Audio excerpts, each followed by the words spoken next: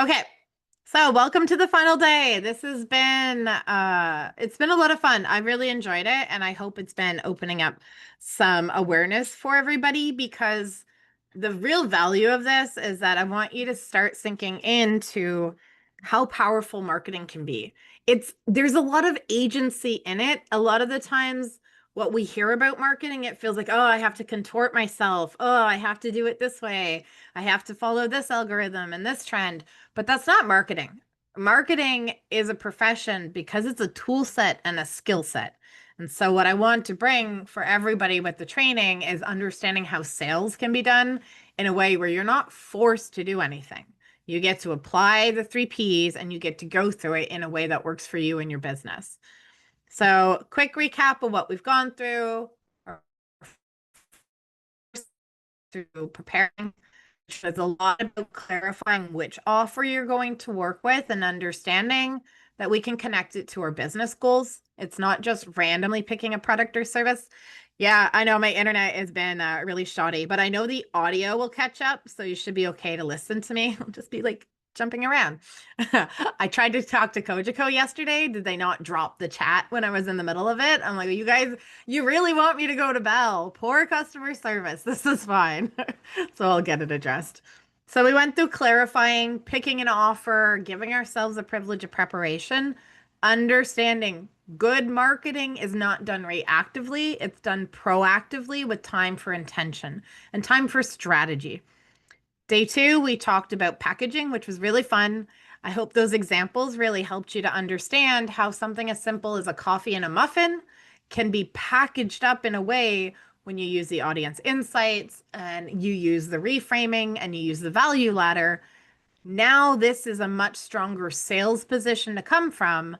It resonates with people, it connects with people. It's based on the audience, not just on the business and not just on the function. And today we're going to talk about how we turn all of this foundational work, which is really business internal clarity that we've created, and we turn it into action, which is promotion, which is what we are going to get into today.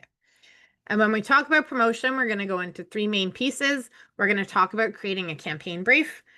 We're going to talk a lot about campaigns today because this is one of those pieces where, as a marketer, a campaign is my default. I didn't recognize necessarily that it isn't a tool small business owners are seeing they can tap into. So, we're going to talk about what a campaign brief is. Doesn't have to be super complex, but it is a great way to get focused. We're going to talk about building assets effectively. Assets are like images and videos. If you are running a small business and you are a small team, you are probably going to also be your content creator. And there is a way to do this professionally so that you're not wasting a ton of time and energy. And I'm going to give you some of those tips.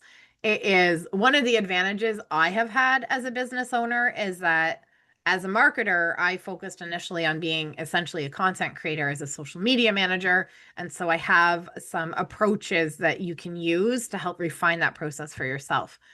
And then we're going to talk about metrics, which is a really fun one. We're going to talk about how we collect data and how we leverage that so that our sales campaigns are going to bring us two kind of ROIs: revenue when they run well, as well as insights. And I'm going to tell you the key ones to focus on. So here are three P's. This is what we've been working through. We started with preparing, settling in, looking ahead, focusing on what is the smartest choices to make. Yesterday, we went into packaging, how we wrap our product or service up in a way that feels like a gift to our audience rather than just hucking something at them and hoping they pick it up. And today we are going to go into promotion. So why I like campaigns and why campaigns even exist. They exist for a reason in the marketing world because they work. And what a campaign does is it helps to build momentum. It helps to build energy around your product or service. And that momentum is a big piece of what helps to create sales. People like to buy. We like to purchase. We like to invest. We like to feel like we're doing something to transform our lives or our space or our business, whatever it is a really enjoyable process. So when you use a campaign to extend that process for people, it helps them engage with you in terms of moving into a sales. One of the struggles we have as small business owners is we don't often end up with marketing with a rhythm, and marketing really needs rhythm. It's like a pulse that we use to connect to our clients and customers, to connect to our community and connect to our industry. So when we're posting occasionally, there's no plan behind it, right? We end up with no rhythm, we end up with no continuity. Campaigns will help to build the focus and the flow. I was just in a meeting with some really incredible business peers, and we were talking about using LinkedIn. And one of the pieces that I advised was think in terms of campaigns. Don't just think in terms of how do I post every day? How do I post every week? It really helps to focus you and it creates a flow in your content. And sales follow momentum, which is at the end of the day, it's really what we're all aiming for is to help our sales be stronger and more consistent, possibly even getting our initial sales can sometimes stay because we are only sporadically posting or promoting rather. This is a little higher level, but what I want you to see is that with campaigns, at some point, you can sit down and you can take a really high level view of your business and your market cycles, and you can start to intentionally plan your campaigns so that you have, instead of sporadic promotion, you have very specifically timed promotion. And that can help bring your sales up when your campaigns perform. If you have no clear runway, there's no energy, there's no amp up to your product, to your promotion, that can help sales still stay flat. This is something your campaign will help address. And again, that lack of rhythm, it means that instead of people being able to have us top of mind and to know what to expect and to develop a relationship with us, if there's no rhythm, we fall out of their mind space is a technical marketing term. So campaigns help us stay in that place so that when they're ready to make a purchase, we are a good fit and we're top of mind. So we're going to go into promotion and we're going to talk always in threes. Three promotion pillars are going to be your campaign brief. We're going to go into that a little bit. I can't like give you the full breakdown of a brief. That's a big part of what the Campaign Bootcamp is good for, but you're going to get the basics of it and you can always Google it or chat GPT it. Just err on the side of simplicity. You can get really complex campaign briefs, but we don't need that. The next topic we're going to go into is assets. It was funny when I ran the Campaign Bootcamp the first time, I wasn't anticipating the assets being such a challenge. My own bias, I've been working with them so often. So this is a really great one to dive into to help, not just in campaigns, but just marketing in general. You'll get some great tips here. And then we're going to get into metrics and what we want to track and what insights it can give us for our next campaign. So campaign briefs. This is really an internal document. So sometimes if you work with other people, it's nice to be able to give it to them if you bring a photographer in, or if you have someone that's helping you with a website or anything like that, a campaign brief becomes a really valuable document because it communicates to them what you're trying to achieve and the angle you're taking. But even if you're just using it for yourself, you're the only one running a campaign, it becomes a reference point for you. Even if you're not constantly like religiously going back to it, the process of creating it will create a lot of clarity and set you off on the right trajectory. So I highly advise leaning into them. You don't need something super complex. I'm going to give you the key pieces you want to go through, but don't dismiss them. I know it's very easy to dismiss it as unnecessary, but I promise there's a lot of value in it. So your campaign brief is your strategic foundation. It is a document that has key points that lets you know this is what we're doing, this is why we're doing it, and this is how we're doing it. Your assets, we really want to focus on building smart and efficiently. These are things like your posts, your videos, if you're doing any advertisements, the images you need for that and the graphics. If the written part of your post, so the copy, those are your assets, which we want to take a 80-20 approach where we're doing the 20% we need for the 80% results. And then our metrics is learning from everything you launch. Revenue is important. Revenue is great. A strong business is built on insights. And even though we're small, it doesn't mean we can't leverage it. It means actually it's much more sustainable for us because the amount of data we need is not huge. Plus, we have such close proximity to our clients and customers that data collection is much easier. So I'm going to talk about that at the end. Okay, so campaign brief it's a document, really is all it is. It's the promotion strategy and plan. So after all of the work we've gone through around preparing and packaging, now we move into promotion. But we do not just immediately move into throwing something on Facebook. We want to have a campaign brief, can also be called a creative brief. I always include the plan element because that's might as well put it in with that so we have some structure. What it does, it's going to focus your energy. Shiny object syndrome is real. We all get distracted, we all get pulled away, and there's lots of really great ideas that can pop up. Our campaign brief will help us kind of put the parameters around this project and say, yep, that sounds really fun. I'm going to park that and save it for another time. This is the campaign I have committed to creating. It aligns your message. All of that work we did, especially yesterday, on digging into the benefits ladder and understanding the result rather than the bridge, we put that into the campaign message. That's where it gets built in. And making sure you have this central document that lists your message ensures that as you're creating things, you don't start to deviate and you don't water it down. Everything comes back to that message, which after yesterday, you can probably see why that message is so much stronger than just randomly talking about what you're putting out there. It creates cohesion, it creates a narrative, and it creates much more resonance. And it's going to guide your timeline. Any of us who are working with projects, some of us have hit the point where we're more structured, but the more we invest in keeping to timelines and keeping ourselves tight and tidy, the better our marketing will be and the easier it will be to do it. So your campaign brief, you're going to commit to timelines. Nothing ever executes perfectly, but it creates a standard in your own mind and in your business. This becomes the difference between having a jobby where like, well, I just kind of do things when I have time versus having a business where you are acting in service of the strategy and of the timeline you've committed to. We always end up needing to be flexible and understanding things change, but at least now we have a timeline that we're going to be guided by. So to create a campaign brief, it's pretty straightforward. You want your offer and your outcome. So our offer, we just did a lot of work with that yesterday. And we can see if we take an offer like for the Bean There Cafe, our example yesterday, and we just say, oh, we want to sell more coffee and more muffins. That is a much weaker offer than, oh, we're selling the fall breakfast bundle. And that's why that packaging stage is so important because you can run campaigns with a very basic unpackaged offer and the whole campaign will be much weaker because of it. Your audience and your messaging, the audience fit work that you did in the packaging will really help to feed into this. You might want to go a bit deeper and find out some more information.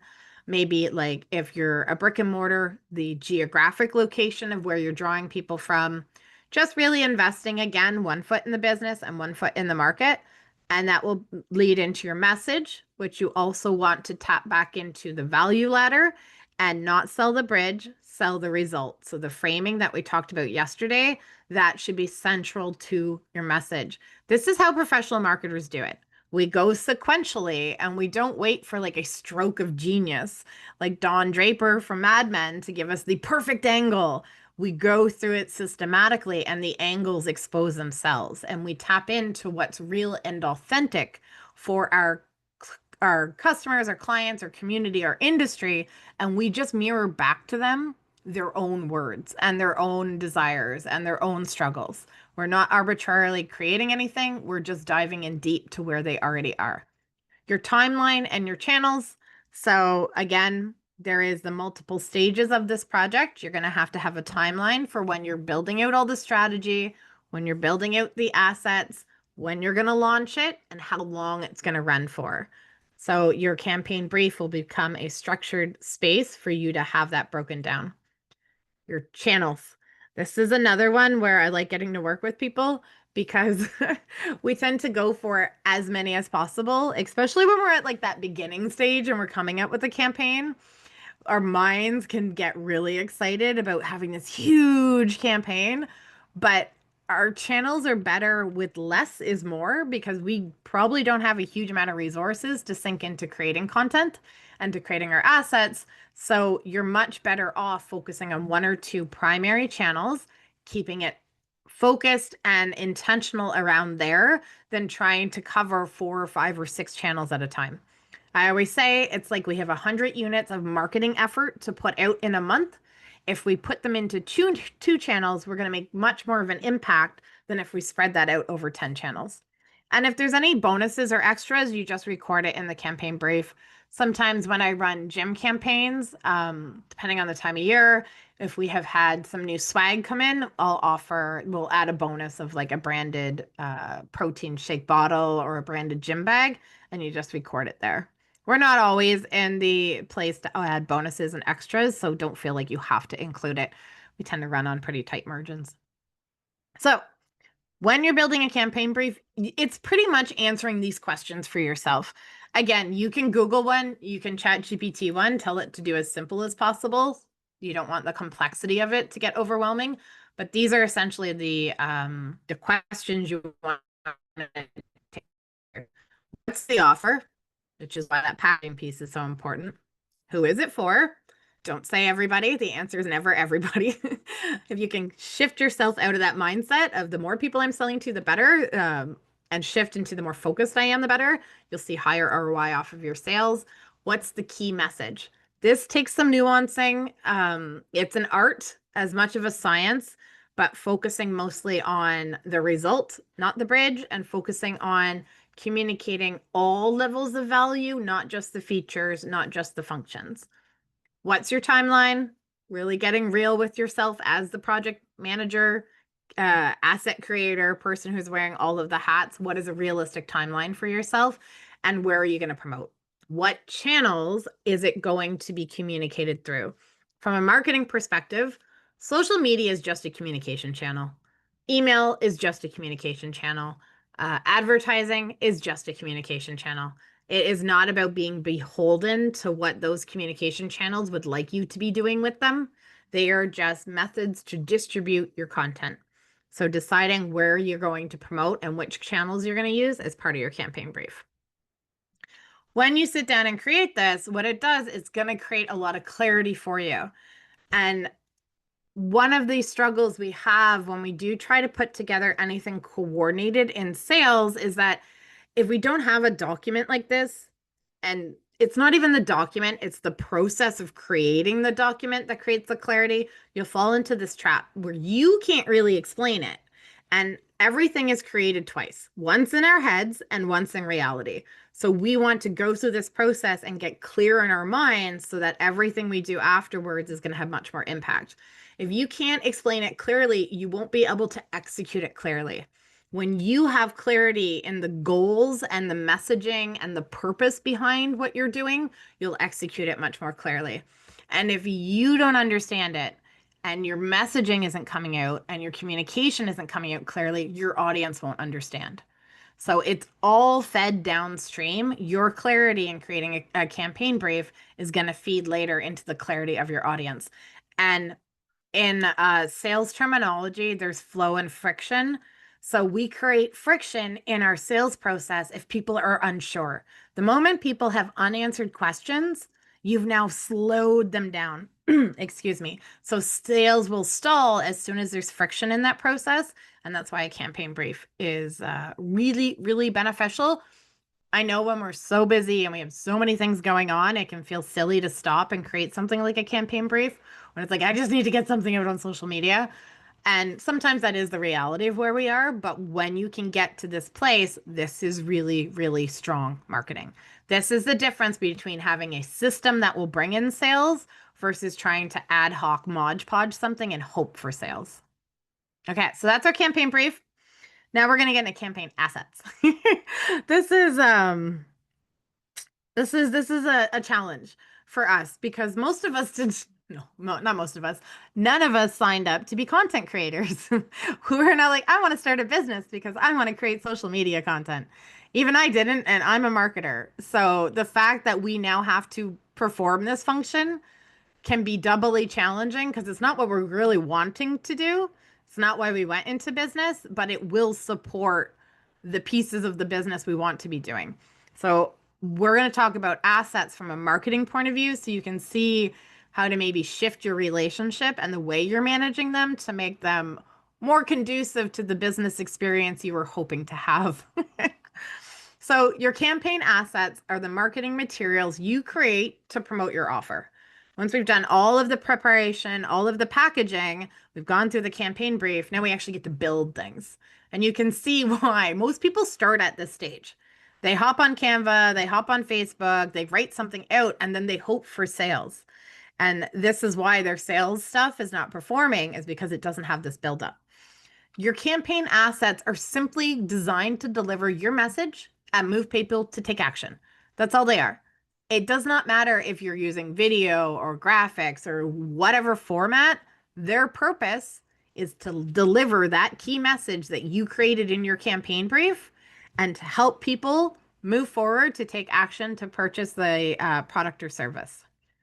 So examples, emails, social posts, graphics, landing pages, videos, really anything you use in your marketing. I would even argue networking events asset because I specifically tie in sometimes my networking events to what I'm doing in terms of my campaign. I align it. Your business card is an asset. It's all the pieces that you use to deliver communication. So I've been saying overwhelm with this is very common. We didn't sign up for this. It's a full-time job in businesses for a good reason. And it's not just content creation. It's then also content management. Like we're managing all of the tiers of this department as well as all of the tiers of all the rest of the departments. So one of the three things that cause this type of overwhelm is we're trying to do everything, which is why I'm constantly telling people pull it back. We don't need to do everything. None of us need 10,000 clients a year. That we don't need the scale of clients because we have small businesses. Our revenue goals are not needing, 3,000 or $3 million to come in the door every year. So we can shrink down the scale of what we're doing for marketing as well. If you have scale as a goal, you can reinvest your profit as it gets generated so that you can scale, but you cannot scale to that huge level if you have limited resources. Instead, you want to stop trying to do everything. You want to get focused and you want to trust that investing in one or two channels, one or two strategies is going to bring you where you want to go. Creating too much from scratch is another one, especially with the explosion of AI right now. Like there are so many pieces to help us with the build that we want to lean into. There is a learning curve. If it's not something that you're super comfortable with, you have a choice to make with either you're going to learn it and you're going to build a nice, simple, focused system and you're going to figure out the skills you need, or you're going to have to find the resources to have support come in. And it doesn't have to be constant support. You can have someone come in to help you create a graphic bundle. There's supports to come in. But when you're using a system, you don't want to be constantly building from scratch. There's no reason for it. You can have templates to build off of. You can have your own templates. Building from scratch is going to waste your time. And spreading your energy too thin. Like I talk about, if you're trying to manage YouTube, email, podcasts, social media, you're going to spread yourself too thin and you're not going to see any results. So we want to avoid that. And instead, we want to build smart, not big. So it is the trade-off we get for being micro businesses is that we don't have to have huge marketing. So we don't want to get caught up in that we're competing with the people who have these really big marketing approaches. They're not running the same type of businesses as us. So we want to build smart, not big. We want to start with that message. That message is everything. You've probably heard, if you've been absorbing anything around marketing, messaging, messaging, messaging. This is what it's referring to. And because we've gone through that packaging process, your message will be really, really strong. We can hear it in the Bean There Cafe versus saying, hey, we have a medium coffee and a muffin, 50 cents off if you buy them together, versus the fall breakfast bundle. Come in and grab it, quick, fresh, ready to go when you are. Very different messagings. You want to build high impact assets. Campaigns, but in general, this is the approach to take as small businesses. Invest in brand photos, invest in product photography, professional product photography. being their cafe. They could grab either a professional, have come in and do a photo shoot of their coffee and their muffins, or if they have someone in their personal network or their professional network who's willing to do it for maybe a dozen muffins or whatever it is, having someone who could come in and create high impact assets where they have a data bank of 20 different pictures that they can use continuously, that is an investment that's worth doing because now those become pictures for social media, for emails, for posters, and it's just a one-time cost that can be used over and over again. And then using them across channels, which is what I've already been talking about. We're going to talk about content repurposing next. It seems pretty basic, but it's a different orientation to content than most small business owners have been trained to know. I'm trained in it because I have studied content marketing. I've been given the gift of being shown how to do this systematically, and that's what I want to transfer over because this content creation can be quite a burden, especially when you're busy delivering and running a business. So content repurposing is a very common concept in marketing. Uh, it's funny because with the big businesses, I feel like, oh, they have big budgets, they have big teams across the board. 90% of the marketing groups I'm in and the marketing people I follow, even those in big corporations, they're running lean. No, but especially marketing right now, no one has a huge wealth of resources, so everyone is being efficient and effective. Content repurposing is just reusing one piece of content in different formats or channels to maximize its reach and impact. This is working smarter, not harder. I'm going to give some examples because I want you to tangibly see. The first one is really meta. I do this. If you have seen my socials in the last couple of days, you will recognize this. If you're running something like a webinar, you can cross-utilize that. You can repurpose it into social media posts. So take key takeaways or quotes from a recorded webinar, turn them into a carousel post or a short video clip. I do that every time I run a live training. I just take the recording. I use an AI tool. Well, it has AI. It's a software as a service, Opus Clip. I dump it in there. It pulls out 20 different clips or 20 or so. I pick the one that I think works best. I put it on my social to encourage people to watch the replay. I've also pulled extra ones out that will just give me little short video clips to use as my content. So one piece has now been repurposed. I could do it even further. I can take the audio transcript. I can dump that into ChatGPT and ask it to write a LinkedIn article for me. I should do that actually now that I say that. There's a lot of options so that you build it once and you use it multiple times. For another example, you could do a blog post or really anything that's written. You can turn it into a newsletter. You could turn it into a reel. So you could summarize a blog post or an article in your next email newsletter, take the 3 main points. It's a condensed version. And then you could turn the main idea into a short Instagram reel script, turn it into a carousel post.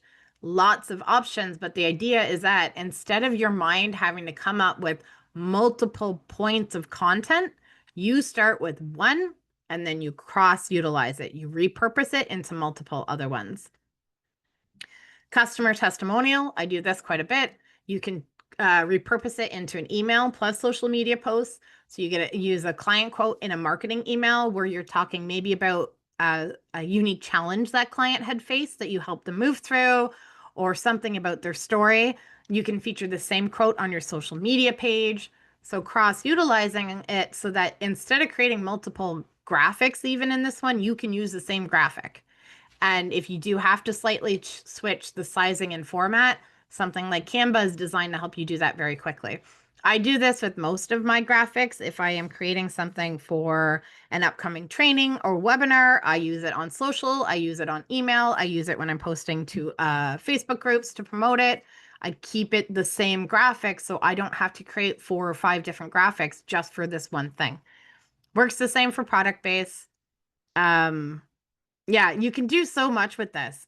And this is how, instead of feeling completely overwhelmed by the content needs of a campaign, you want to start to look at it from this effective and efficient viewpoint and what's the smartest way to do this so that I can get the content I need without having to input every single one in a unique way.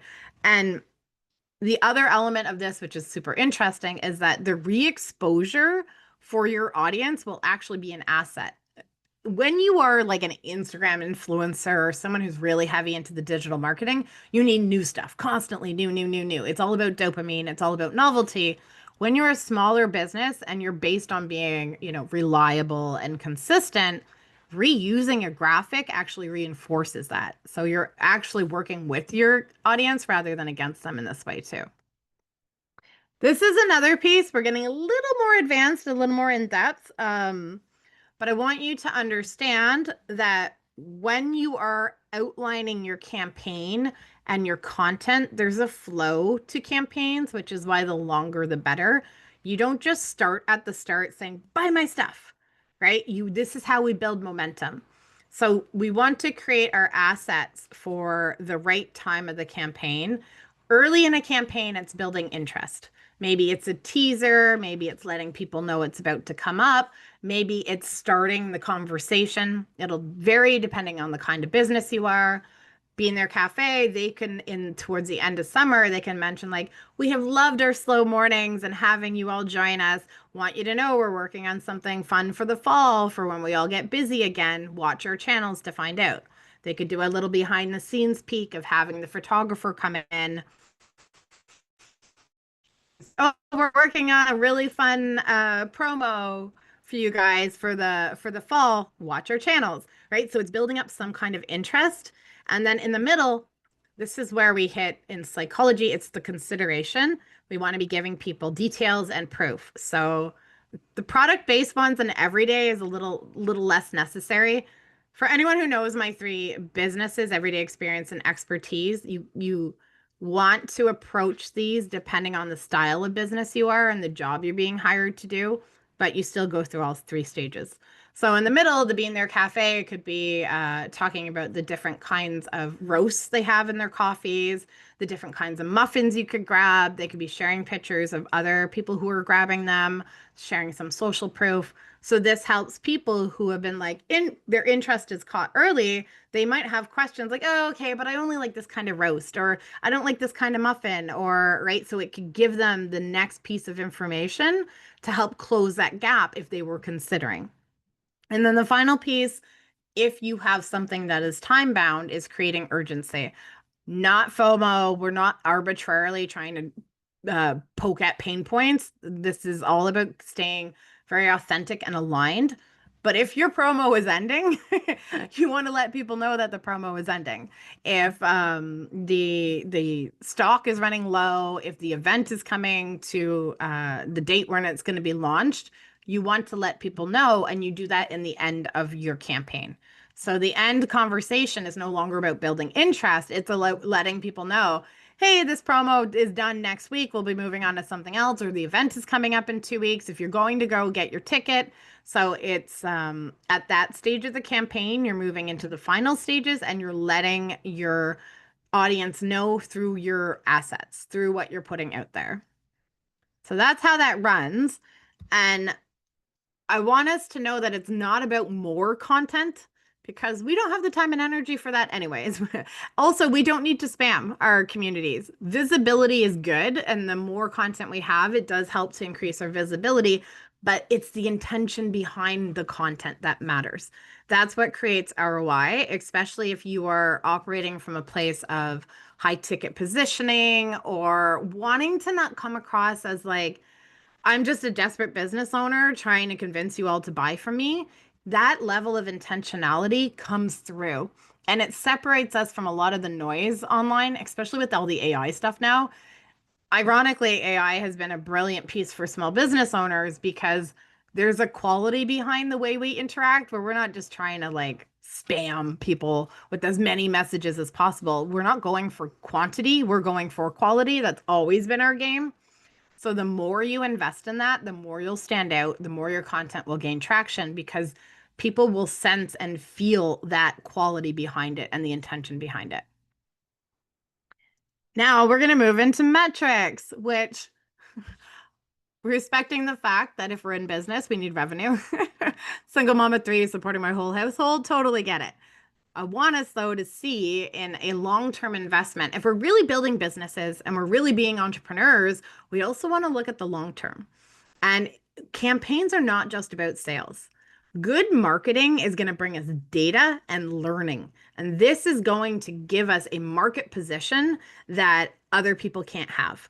This is such an asset to your business development and to where you end up in 2 or 3 years. The more you invest in making sure you're collecting data and you're learning, the higher your level of insight, the better quality your marketing, the better quality your products and offers, and the more secure your market position becomes. So when we can look at it that way, you can see that with campaigns, not only are you driving sales, you're going to drive insights, and you will grow with every campaign. Even if it flops, there's something to be learned. And every time you learn something, it means your next approach is better informed and it's going to make it stronger. The goal for business is always to be operating in a better place in 2 years than we were 2 years before. And the main way we do that is collecting data and learning. Nobody wants to be the same type of business owner they are after 5 years as they were when they began. It means you haven't learned and you haven't invested in yourself as an entrepreneur and in your insights and your analytics.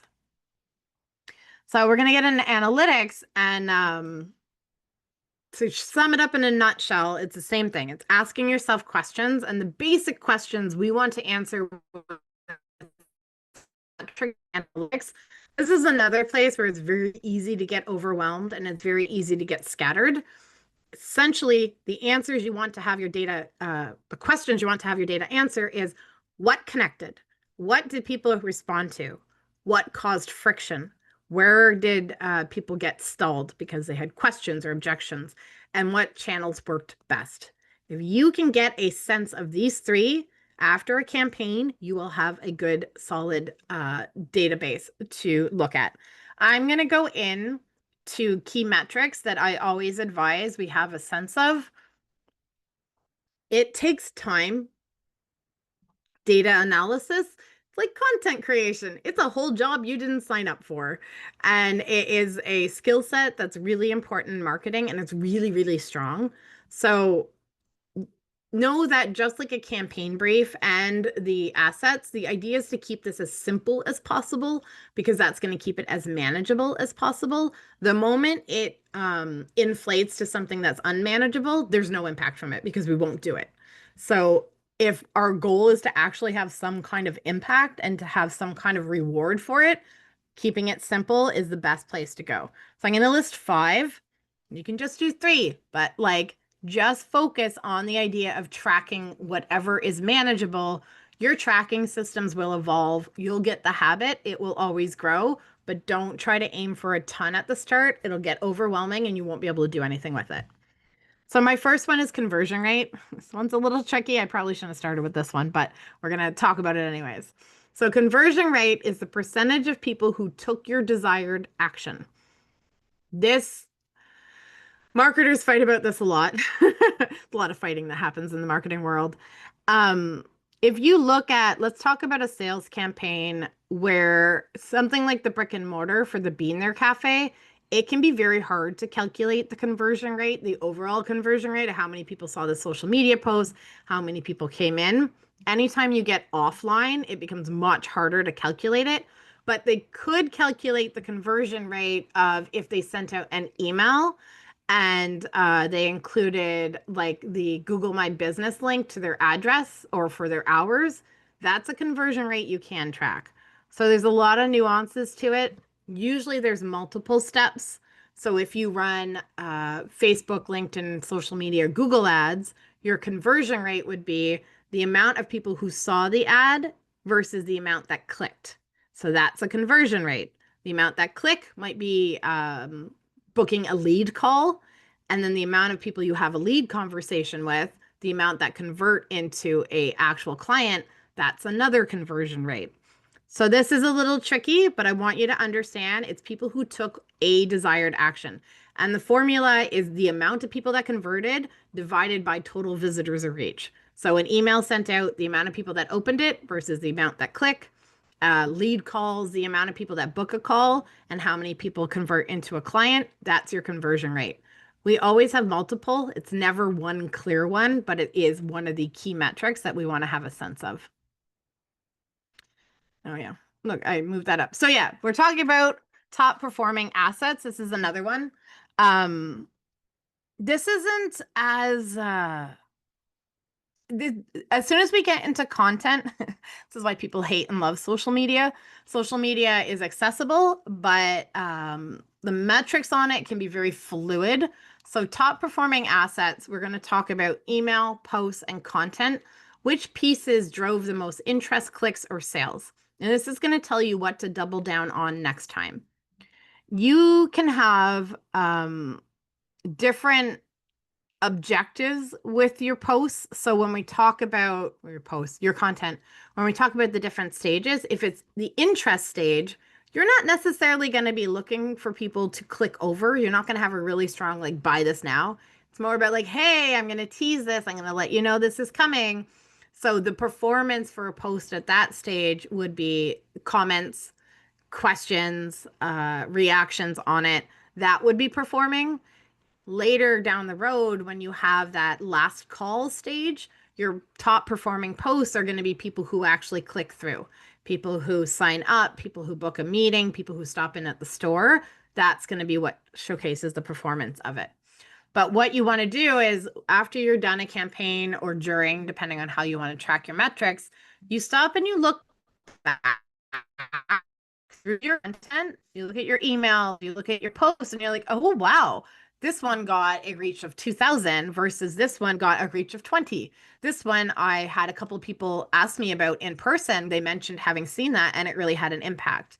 And when you start to track those, it helps to inform what kind of assets you want to focus on next time. We always run with assumptions. I have people ask me constantly, should I do this? Should I do this? Should I do this? And I'm always like, I can tell you based on my knowledge and my experience what I assume would be a good choice. But what you really want to do is to let your audience inform you, which means you want to run it, you want to get your metrics, and then you want to make that choice rather than running with our own assumptions. Even as a marketing consultant, the audience is always going to give you much better data. Engagement rate. This is, it can overlap with content performance, but this is how much people are interacting. So likes, comments, replies, and shares. And even if this isn't performing, like if you had it in the later stage where you wanted people to follow a link, but if you're getting a lot of engagement, it's a good indication that the messaging is resonating. So if people are interacting with it, it means it struck a chord. And so it might not perform at the stage that you wanted it to, but it's a good indication that this type of theme, this topic, this angle is something your audience really engages with. And you can use this to inform campaigns. You can use it to inform your social media strategy in general. It's just another really, really good metrics where the audience is literally telling you, this, we want to hear more about this. This caught our attention. This was worth paying attention to for us. This one's ironically one we don't necessarily track as often as we should. Total revenue generated. So the whole goal of a sales campaign is to generate revenue. When you track how much is earned, it's going to give you your most direct measure of sales success. Don't let it overwhelm you. Don't let it make you feel like if it's low, it's a problem. It's just a benchmark to work with. Actually, all of these metrics, I want to tell you that if you're setting a goal, if you do not have a benchmark yet, which means you don't have previous data to know how things usually perform, don't overwhelm yourself in trying to get really, really focused on what goal you set. Your goals should always be based on your benchmarks. And if you don't have them yet, you can make an educated guess, but you're not making an informed prediction. So total revenue, it's just tracking over the course of the campaign. Was there and for something like the Bean There Cafe, did muffin and coffee, like how many people came in and bought that bundle? And that gives them a general idea of how much revenue the campaign can drive. And when we end up with a set of campaigns that we've run over a year or two, we can look at them and be like, this one drives a good amount of revenue. This one is worth applying. And maybe there's another part of the year that we can transfer it over to. Maybe there's another way we can include this to drive revenue. And this is how it creates those sales that we need to make our business sustainable. This one's my favorite because I think it is a gold mine, and it is one of the advantages we have being small scale is people are much more willing to be open about their questions and their objections with us because usually we're in the store having a conversation or we're on calls having conversations with our clients. We're at vendor fairs. We have such close proximity that we get handed common objections and questions in an unfiltered way. The moment you ask someone to fill out a survey, which is what big businesses usually have to lean on, you're already getting a bias and a filter because people are much more mindful that this is going into some kind of database. When they're willing to just ad lib it to you, you're getting real raw data and it's absolute gold mine. So you want to look for themes that showed up in your DMs, your comments, your replies, your conversations, your emails, any form of communication between you and your audience. If people have asked a question, there is like 220 other people that had that same question that didn't ask. I have had to face this quite frequently myself where people will be like, they'll hunt me down and be like, how do I work with you? I'm like, oh my Lanta, I don't even have a funnel set up for people to understand when they land on my LinkedIn what options there are to work with me. So that type of stuff will really show you where there's friction in your sales process. And you use this to refine your messaging and offer positioning in future campaigns. This is how each campaign gets built to be more effective, more efficient, and to have higher ROI the more you run it. And it doesn't even have to be the same campaign. Usually, because we are the content creators, the campaign creators, we are all of the things, our own blind spots will continue. So I am notorious for not making clear on how to work with me. That's a piece of how my brain works, and it's a default challenge that I will always have. But as soon as I was able to see that in my campaigns, I was like, oh, right, I need to be mindful that I don't just spend my effort making the content. I also need to pull back and make sure my funnel is very, very clear. And within 3 clicks, people know exactly how to get in contact with me. So it helps really help us see our own blind spots as our own marketers and our own business developers. Can I just add something there quickly? Yep. In college, I worked at the Bay. Yep. And I remember I was just on the sales floor, and I remember them telling us that to be very conscious about listening to people and to give the best customer service you could, because if someone didn't have a good experience, they're going to tell like 100 people. Yeah. If they did have a good experience, they may tell 5, but you don't want them telling 100 people that they had a bad experience. So Yeah, negative sentiment is transferred and communicated at a much higher rate than positive sentiment. yeah. It's one of the realities of marketing, which is why when people have challenges and stuff, when you address them and you make them know, like, oh, please bring that to me, give Yeah. me that information, they don't feel the need to vent elsewhere. They feel heard and respected and understood. Yeah, 100%. So every campaign pays you twice revenue and then an insight. This is how we look ourselves as a business builder. That insight becomes the building blocks as we continue our business and continue into campaigns. Campaigns are such a key part of making your marketing strategic. I absolutely love them. I have the bias of being a marketer, so my brain works in terms of campaigns. As small business owners, for some people, it's not even a term they've been exposed to. It helps align your effort with your goal. And as small business owners, we only have so much effort to go around. I absolutely have like a visceral hatred for watching small business owners who are working their butts off, wasting time posting ad hoc on social media because I know we don't have time and energy to waste. This is not something that we're doing for the fun of it. We need it to support our business, and campaigns are a way we make sure that all the effort we put out is aligned with our goals and our business goals. Going back to the very first day, everything comes back to a business goal. It guides your audience to act. As soon as we put on our CMO hat, our job is to connect with our audience. That is our entire job, and help them, those who are the right fit, help them have the opportunity and the pathway they need to move forward with us. And it improves your feed, it gives you feedback to improve, which, as we've talked about with all the metrics, like it's gold. It is how you build a business that is strong in a way that people who are first coming into your market who might offer something similar. This can be all the difference between your business being able to grow and not have to worry about competitors because you're investing in it with that feedback and with that improvement. So that is the end of our training. That is the wrap up of the 3 days. If anyone wants to build a campaign with me over the summer, we're going to be doing that in the Campaign Bootcamp. It was a lot of fun. I really enjoy it. I like spending the summer with people. I'll be completely honest. I like having time to gather around. It's a lot of time. I am going to open it up for questions. Where am I? I don't know where I am. There I am. Okay. I'm going to remove my spotlight. I'm going to turn off the recording. And if anybody has